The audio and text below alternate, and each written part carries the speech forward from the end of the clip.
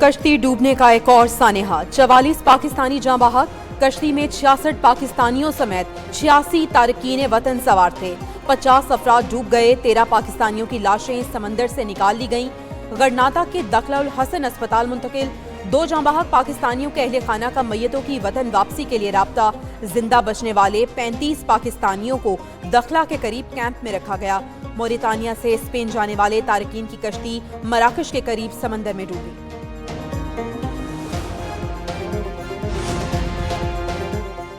مراکش کے قریب کشتی حادثہ، جاں بحق افراد میں سے 12 کا تعلق گجرات سے تھا۔ علاقے میں سوگ کی لہر، لواحقین نے اپنے پیاروں کی موت کا ذمہ دار انسانی اسمگلروں کو قرار دے دیا، کہا انسانی اسمگلر بیچ سمندر کشتی روک کر مزید رقم کا تقاضا کر رہے تھے۔ حادثے کا شکار کشتی 2 جنوری کو روانہ ہوئی تھی۔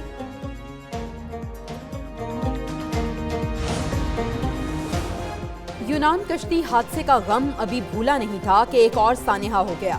ماؤں کے لگتے جگر کب تک موت کے منہ میں جاتے رہیں گے؟ سنہرے مستقبل کی تلاش میں نوجوان کب تک سمندر کی آغوش میں سوتے رہیں گے؟ غیر قانونی طور پر سرحدیں پار کرنے والوں کو لگام کون ڈالے گا؟ انسانی اسمگلرز کو کون سزا دے گا؟ شہریوں کے سوال۔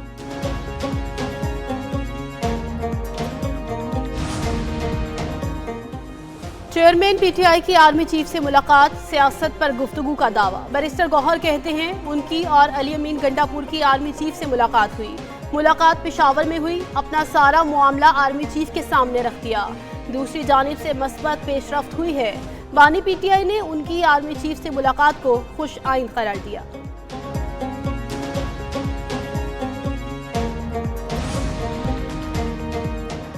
سیاسی باتیں سیاست دانوں سے، آرمی چیف سے صرف سیکیورٹی پر بات ہوگی۔ بیرسٹر گوہر اور علی امین گنڈاپور کی آرمی چیف سے بات چیت کا احوال سامنے آ گیا۔ ذرائع کے مطابق بات چیت کو سیاق و سباق سے ہٹ کر پیش کیا گیا۔ سیکیورٹی معاملات پر بات چیت کو سیاسی رنگ دینے کی کوشش کی گئی۔ بیرسٹر گوہر نے آرمی چیف سے سیاسی معاملات پر بات کرنے کی کوشش کی۔ ان کو بتایا گیا سیاسی معاملات پر بات سیاست دانوں سے کریں۔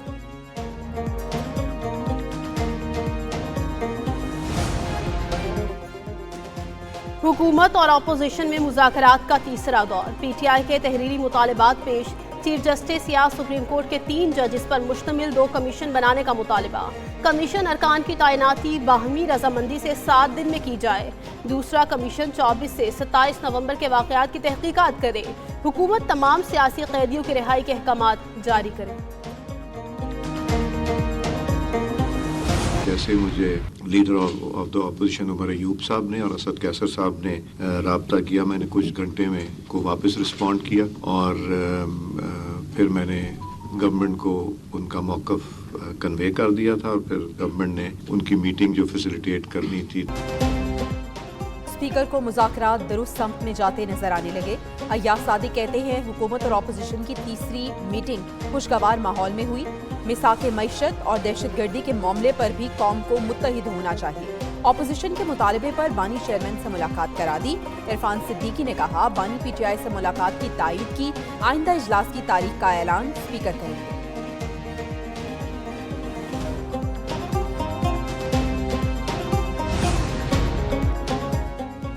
اپوزیشن سے مذاکرات کا تیسرا دور، کیا حکومت کی طرف سے نو مور؟ وزیر اعظم کے مشیر رانا ثناء اللہ کہتے ہیں پی ٹی آئی کا چارٹر آف ڈیمانڈ جھوٹ کے سوا کچھ نہیں، کوئی جواب بنتا ہی نہیں، کسی سیاسی مقدمے کا حوالہ دیا، نہ لاپتہ افراد کی کوئی فہرست۔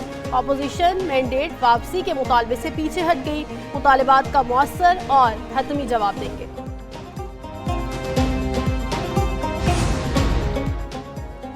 معلوم تھا حکومت نے مذاکرات سے بھاگنا ہے۔ چوتھا دور جوڈیشل کمیشن بنانے کی حکومتی یقین دہانی پر ہوگا۔ اپوزیشن رہنما حامد رضا کہتے ہیں پہلے دن سے کہہ رہے ہیں حکومت کے پاس کوئی اختیار نہیں۔ سیاسی اسیروں میں بانی پی ٹی آئی کا نام بھی ہے۔ ان کی رہائی کے لیے ایگزیکٹو آرڈر نہیں چاہیے، وہ مقدمات کا سامنا کرنے کے بعد رہا ہوں گے۔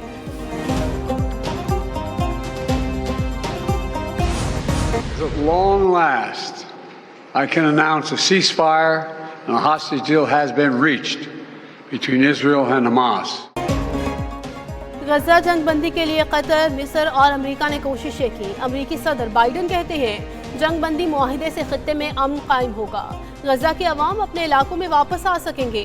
नौमुंतखब अमरीकी सदर डोनाल्ड ट्रंप कहते हैं गजा मुआहिदा इनकी तारीखी फतह के नतीजे में हुआ। मुआहिदे को वुसअत देना चाहते हैं। अक़वाम मुत्तहिदा, सऊदी अरब और तुर्किया का भी मुआहिदे का खैर मकदम।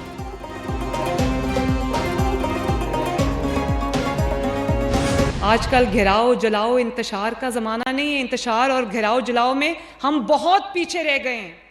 दुनिया आगे निकल गई है। चाइना में गई, मैंने वहाँ देखा कि आर्टिफिशियल इंटेलिजेंस क्लास 5 से पढ़ा रहे हैं बच्चों को, और हम क्या पढ़ा रहे हैं बच्चों को कि पुलिस वालों की खोपड़ियाँ तोड़ दो, पॉइंट ब्लैंक रेंज से गोली मार दो। नौजवान सोशल मीडिया पर प्रोपेगेंडा मुहिम का हिस्सा ना बने। वज़ीर आला मरियम नवाज का फैसलाबाद में खिताब, बोली तशद्दुद पर उकसाने वाले नौजवानों को क्या पैगाम दे रहे हैं। उन्होंने कैदोबंद की सोबतें बर्दाश्त की लेकिन इंतकामी सियासत नहीं की।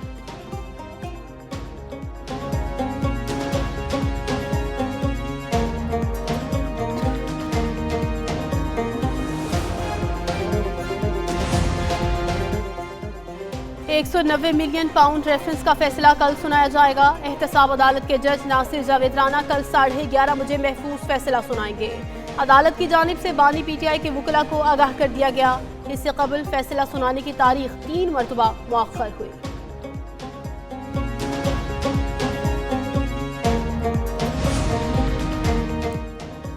करप्शन पर कोई एनआरओ नहीं मिलेगा। £190 million mega corruption scandal. PTI को चैलेंज है, अपने बानी का जरिए मौश बता दें। वज़ीर तलाक अता तारड़ की न्यूज़ कॉन्फ्रेंस, बोले अगर पैसा जब्त शुदा नहीं था तो नेशनल क्राइम एजेंसी ने पाकिस्तान के हवाले क्यों किया।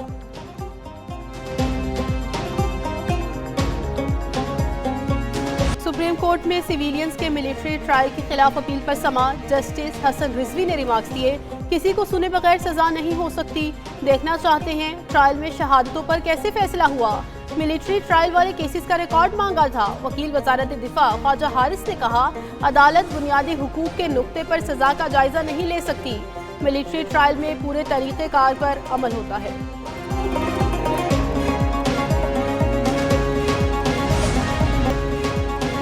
पंजाब में मजीद 3 मकामात पर सोने के ज़खायर की मौजूदगी। अटक के बाद मियांवाली, तरबेला और सतलुज के मकाम पर भी सोने के ज़खायर की तस्दीक। इब्तदाई सर्वे में मजीद मकामात पर सोने की मौजूदगी की तस्दीक के बाद निस्पाक को टास्क दे दिया गया। तीनों मकामात पर मौजूद सोने की आलमी मार्केट में कीमत कई सौ अरब रुपए हो सकती है।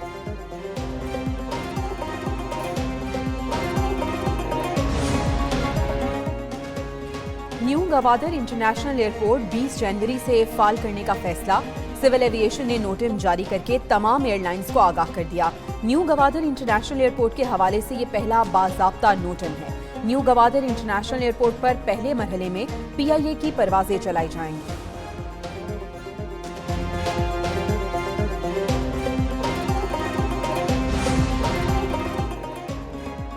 FBR में इस्लाहात के मस्बत नताइज आ रहे हैं। महसूलात से मुतल्लिक केसेस जल्द निपटाने के लिए इक़दाम किए जाएं। वज़ीर आज़म शहबाज शरीफ की FBR के हवाले से इजलास में गुफ्तगू। वज़ीर आज़म की ज़ेर सदारत कारोबार के मुतल्लिक भी इजलास। छोटे कारोबार के लिए वज़ीर आज़म यूथ प्रोग्राम के तहत कर्ज की रकम 15 लाख करने की हिदायत।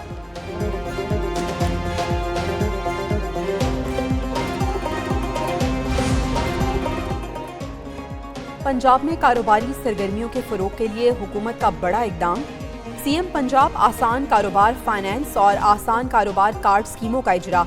वज़ीर आला मरियम नवाज ने दोनों स्कीमों का इफ्तिताह किया। आसान कारोबार फाइनेंस स्कीम के तहत 3 करोड़ रुपए तक बिला सूद कर्जे मिलेंगे। आसान कारोबार कार्ड के जरिए 10 लाख रुपए तक कर्जे दिए जाएंगे।